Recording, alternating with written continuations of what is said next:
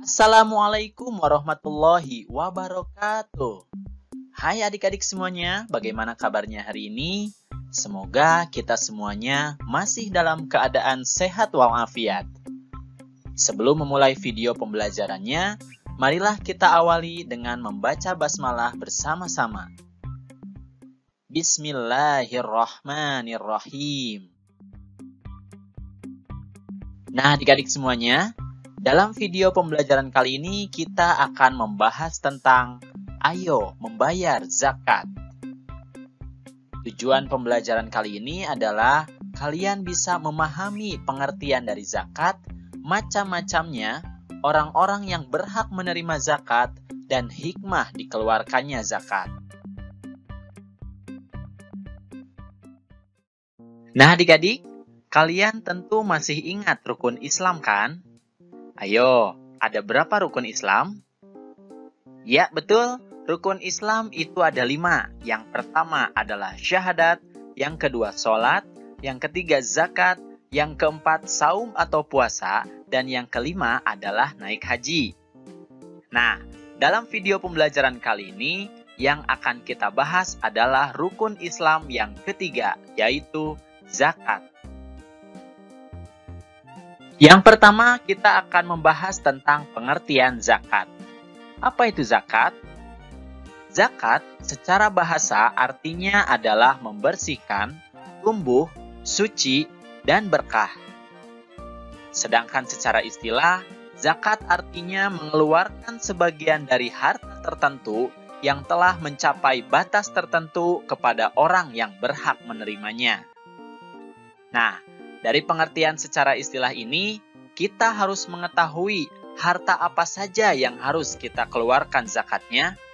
Kemudian, berapa jumlah minimal batas yang harus kita miliki dari harta tersebut untuk kita keluarkan zakatnya, dan siapa sajakah orang yang berhak menerimanya. Sebelum membahas hal tersebut, kita akan membahas terlebih dahulu tentang hukum zakat. Apa sih hukumnya zakat itu? Kita akan melihat ayat berikut ini. Bismillahirrahmanirrahim.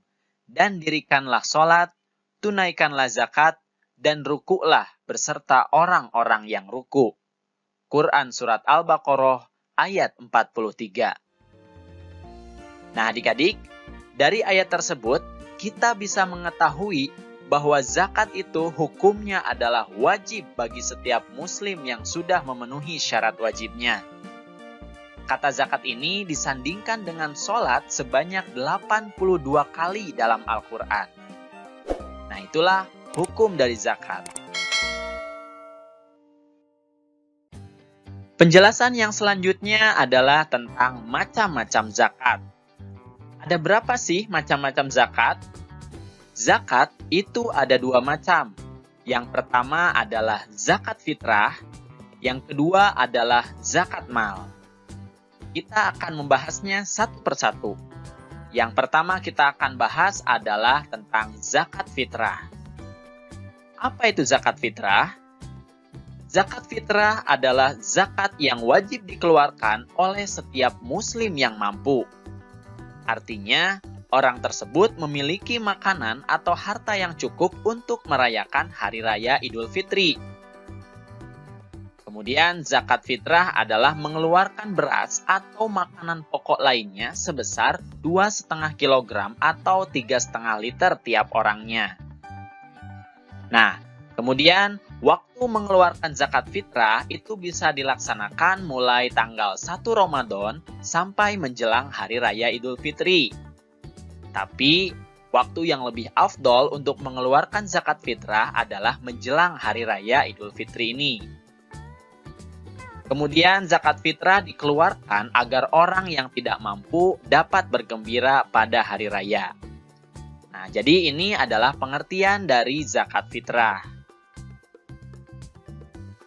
Kemudian, siapa sajakah orang yang wajib untuk mengeluarkan zakat fitrah? Ini adalah syarat-syaratnya. Yang pertama, orang tersebut harus beragama Islam, baik laki-laki maupun perempuan. baik sejak usia bayi, anak-anak, atau lanjut usia, yang penting dia beragama Islam, maka itu menjadi syarat wajib mengeluarkan zakat fitrah. Kemudian yang kedua, dia memiliki penghasilan yang cukup untuk kebutuhan sehari-hari. Nah, zakat fitrah untuk anak-anak menjadi tanggungan dari orang tua mereka. Kemudian yang ketiga, orang itu masih hidup sampai akhir Ramadan. Nah, jika kalian sudah memenuhi syarat-syarat ini, maka berarti kalian wajib untuk mengeluarkan zakat fitrah. Itu arti dari syarat wajib zakat fitrah. Nah, itu tadi pengertian tentang zakat fitrah dan syarat wajibnya. Kemudian yang selanjutnya kita akan membahas tentang zakat mal. Yang pertama kita akan bahas adalah tentang pengertian dari zakat mal. Apa itu zakat mal? Zakat mal artinya adalah mengeluarkan sebagian harta kekayaan tertentu yang dimilikinya apabila telah mencapai nisab. Nisab sendiri artinya adalah jumlah batasan minimal kepemilikan harta tertentu dalam 1 tahun. Untuk lebih jelasnya, mari kita lihat tabel berikut ini. Nah, ini adalah beberapa jenis harta yang harus dikeluarkan jika kalian sudah memilikinya melebihi batas nisab. Ada emas, perak, uang simpanan, perdagangan, penghasilan dari hasil bekerja, kemudian pertanian, contohnya beras, palawija, dan lain sebagainya, kemudian kambing, sapi atau kerbau, kemudian barang temuan, contohnya emas atau perhiasan. Nah, di sampingnya ada nisabnya. Jadi, jika kalian misalkan memiliki emas sebanyak 85 gram dalam waktu 1 tahun, tidak berkurang ya, maka kalian harus mengeluarkan kadar zakatnya sebesar 2,5% dari harta yang kalian miliki. Nah, muzaki ini adalah orang yang mengeluarkan zakatnya. Jadi, jika kalian muslim, maka kalian wajib mengeluarkan zakat sebesar 2,5% tadi. Kemudian contoh yang kedua adalah perak. Misalkan kalian sudah memilikinya sebanyak 595 gram perak dalam waktu 1 tahun, maka kalian harus mengeluarkan kadar zakatnya sebanyak 2,5% dari harta yang kalian miliki. Kemudian yang ketiga contohnya uang simpanan. Jika kalian memiliki uang simpanan setara dengan harga 85 gram emas dalam waktu 1 tahun, ya, jadi kalian tidak berkurang uang simpanannya dalam waktu 1 tahun itu, maka kalian harus mengeluarkan kadar zakatnya sebesar 2,5%. Ya, jadi itu maksudnya adalah jenis harta dan nisabnya. Nah, di bawahnya sudah ada beberapa nisab, kemudian waktunya, dan juga kadar zakatnya. Silahkan kalian simak baik-baik ya. Mari kita lanjutkan pengertian dari zakat mal. Ya, zakat mal sendiri dikeluarkan itu untuk membersihkan harta yang dimiliki. Pengertian zakat mal sendiri adalah zakat harta. Mal artinya adalah harta. Sehingga zakat mal ini memang dikeluarkan untuk membersihkan harta yang dimiliki oleh kita. Nah, itulah adik-adik pengertian dari zakat mal. Kemudian, apa saja sih syarat wajib zakat mal? Yang pertama, pemilik harta adalah orang Islam. Berarti kalau bukan orang Islam, berarti tidak perlu untuk mengeluarkan zakat mal. Kemudian yang kedua, pemilik harta telah balik dan berakal atau tidak gila. Jika masih anak-anak dan belum balik, berarti belum wajib untuk mengeluarkan zakat mal. Kemudian yang ketiga, harta tersebut termasuk dari jenis-jenis harta yang wajib dizakati. Nah, tadi kita sudah bahas beberapa jenis harta yang wajib untuk dizakati. Jadi, jika kalian memiliki harta di luar jenis-jenis harta tadi, itu tidak termasuk dari zakat yang wajib dikeluarkan. Kemudian yang keempat, harta tersebut telah mencapai 1 tahun. Nah, tadi kita sudah melihat di tabel tentang waktu mengeluarkan zakat. Jika zakat pertanian itu dikeluarkan ketika panen. Sedangkan zakat dari barang temuan itu dikeluarkan ketika kita menemukan barangnya. Tapi secara umum, harta yang wajib dikeluarkan zakatnya itu telah mencapai 1 tahun. Kemudian yang kelima, harta tersebut adalah milik sendiri, jadi bukan milik orang lain ya. Nah, itu adalah syarat wajib dari zakat mal. Jadi kalau kalian sudah memenuhi syarat-syarat ini, maka kalian sudah wajib untuk mengeluarkan zakat mal. Nah, itulah adik-adik macam-macam dari zakat. Pembahasan yang selanjutnya adalah tentang orang yang berhak menerima zakat atau mustahik. Siapa saja sih orang-orang yang berhak menerima zakat? Mari kita lihat ayat berikut ini. Bismillahirrahmanirrahim. Sesungguhnya zakat-zakat itu hanyalah untuk orang-orang fakir, orang-orang miskin, pengurus-pengurus zakat, para mu'allaf yang dibujuk hatinya, untuk memerdekakan budak, orang-orang yang berhutang, untuk jalan Allah, dan untuk mereka yang sedang dalam perjalanan. Sebagai suatu ketetapan yang diwajibkan Allah, dan Allah Maha Mengetahui lagi Maha Bijaksana. Quran Surat At-Taubah ayat 60. Nah adik-adik, dari ayat tersebut kita bisa mengetahui bahwa ada 8 golongan orang yang berhak menerima zakat. Yang pertama adalah golongan fakir. Fakir adalah orang yang amat sengsara hidupnya. Dia tidak mempunyai tenaga dan juga pekerjaan serta harta untuk memenuhi kebutuhan hidupnya. Nah, orang seperti ini berhak menerima zakat. Kemudian yang kedua adalah golongan miskin, yaitu orang yang tidak bisa mencukupi kebutuhan sehari-harinya, meskipun dia memiliki penghasilan atau pekerjaan. Kemudian yang ketiga adalah golongan pengurus zakat atau amilin, yaitu orang-orang yang diberi tugas untuk mengumpulkan dan membagikan zakat. Kemudian yang keempat adalah mu'alaf, atau orang yang baru masuk Islam. Tapi bisa saja orang yang bukan Islam atau non-Islam, tapi dia berkeinginan untuk masuk Islam, dan untuk masuk Islam dia memerlukan biaya, maka orang tersebut bisa menerima zakat.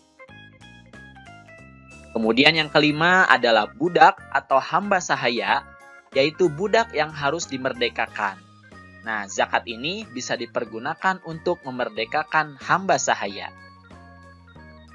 Kemudian yang keenam adalah golongan orang berutang atau gorimin, yaitu orang yang berutang karena untuk kepentingan yang bukan maksiat dan ia tidak sanggup untuk membayarnya. Jadi orang yang berutang ini diberikan zakat untuk memelihara persatuan umat Islam. Golongan yang ketujuh adalah orang yang berjuang di jalan Allah atau disebut fisabilillah, yaitu orang yang berjuang untuk keperluan pertahanan Islam di zaman Nabi Muhammad SAW. Nah, fisabilillah ini juga mencakup kepentingan-kepentingan umum, seperti mendirikan masjid, musola, sekolah atau madrasah, rumah sakit, dan sebagainya. Serta orang-orang yang bekerja di dalamnya dan berjuang di jalan Allah, itu juga bisa termasuk fisabilillah. Kemudian golongan yang terakhir atau golongan yang ke-8 adalah orang yang sedang dalam perjalanan atau disebut Ibnu Sabil. Ini juga termasuk anak yang sedang menuntut ilmu namun kesulitan dalam pembiayaan. Nah, itulah adik-adik 8 golongan orang yang berhak menerima zakat atau mustahik.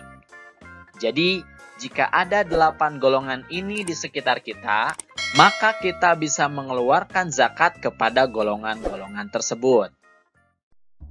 Di pembahasan kita yang terakhir, kita akan membahas tentang hikmah zakat. Apa sih hikmah atau manfaat atau keuntungan yang bisa kita dapatkan dari kita membayar zakat? Yang pertama hikmahnya adalah zakat bisa membersihkan harta dan jiwa pembayar zakat dari sifat kikir, tamak, atau rakus. Betul kan? Jadi jika kita membayar zakat, insya Allah kita akan terhindar dari sifat-sifat ini. karena kita sudah mengeluarkan harta kita untuk diberikan kepada orang lain. Kemudian yang kedua, zakat bisa membantu orang yang kesusahan atau kesulitan dari segi ekonomi. Tentu saja, harta yang kita berikan kepada orang lain bisa membantu mereka jika mereka sedang kesusahan atau kesulitan. Apalagi jika terjadi pandemi yang sangat luar biasa, sehingga banyak orang yang kesusahan dan kesulitan dari segi ekonomi, zakat ini bisa membantu mereka terlepas dari kesusahannya. Kemudian yang ketiga, zakat bisa mendorong manusia untuk berjiwa sosial dan peduli kepada sesama.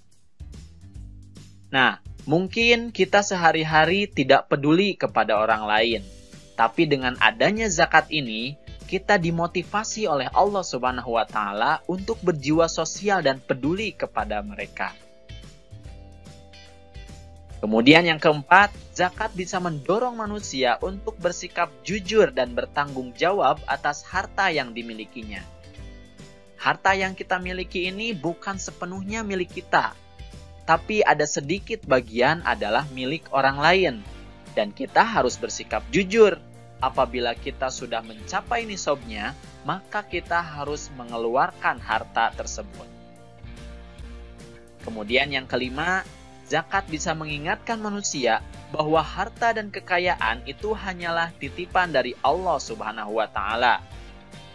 Harta itu adalah amanah, sehingga kita harus bisa menggunakannya dengan baik. Dan ketika Allah memerintahkan kita untuk mengeluarkannya, maka kita juga harus mengeluarkannya karena harta itu hakikatnya adalah milik Allah Subhanahu wa Ta'ala. Nah, itulah adik-adik beberapa hikmah yang bisa kita ambil dari kita membayar zakat. Oke adik-adik, itu saja video pembelajaran tentang zakat. Semoga kalian bisa memahami makna zakat, kemudian macam-macam zakat, kemudian mengetahui juga siapa saja orang-orang yang berhak menerima zakat dan hikmah dari dikeluarkannya zakat. Oke, terima kasih atas perhatiannya dan kakak mohon maaf apabila ada kesalahan. Billahi taufiq wal hidayah. Wassalamualaikum warahmatullahi wabarakatuh.